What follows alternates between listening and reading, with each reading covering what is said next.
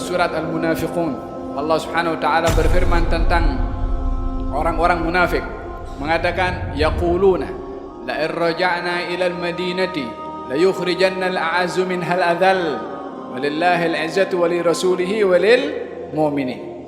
Orang-orang munafik mengatakan kepada Rasulullah, nanti bila mana kita balik ke kota Madinah, orang yang mulia akan halau orang yang hina. Siapa orang yang mulia? Kaum munafikin. Mereka menganggap diri mereka mulia. Kemudian siapa dianggap hina? Orang-orang beriman. Allah jawab, walillahil izzatu, kemuliaan hanya milik Allah. Dan siapa lagi? Wali rasulihi, dan juga orang untuk yang mulia adalah rasulnya. Siapa lagi? Walil mu'minin, yang beriman kepada Allah dan juga rasulnya, itu yang mulia. Kenapa kita merasa hina di hadapan orang kafir? Kenapa kita merasa hina dengan tamadun orang-orang yang tidak beriman kepada Allah Subhanahu wa taala? Adakah keduniaan menyebabkan kita hina di hadapan mereka?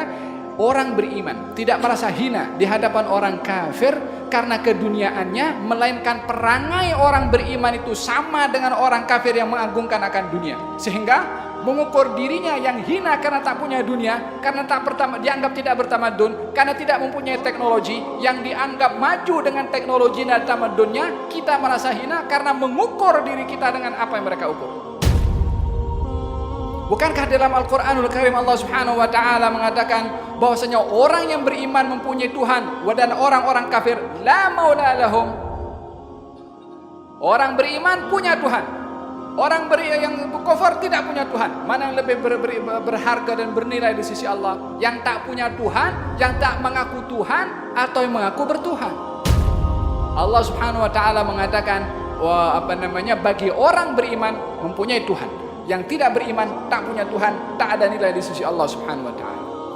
Dan dalam hal ini sifat itu bila mana terbalik, bila mana kita merasa hina di hadapan orang kafir, kita akan menganggap mulia di hadapan orang beriman. Kalau kita tidak mengasihi sesama kita, kita akan mengasihi orang tidak beriman kepada kita. Ini akan berlaku lawan daripada tindakan raddul fi'l, yakni tindakan balas. Kalau kita tidak mempunyai sifat yang Allah sebut dalam Al-Quran, lawannya akan terkena kepada kita.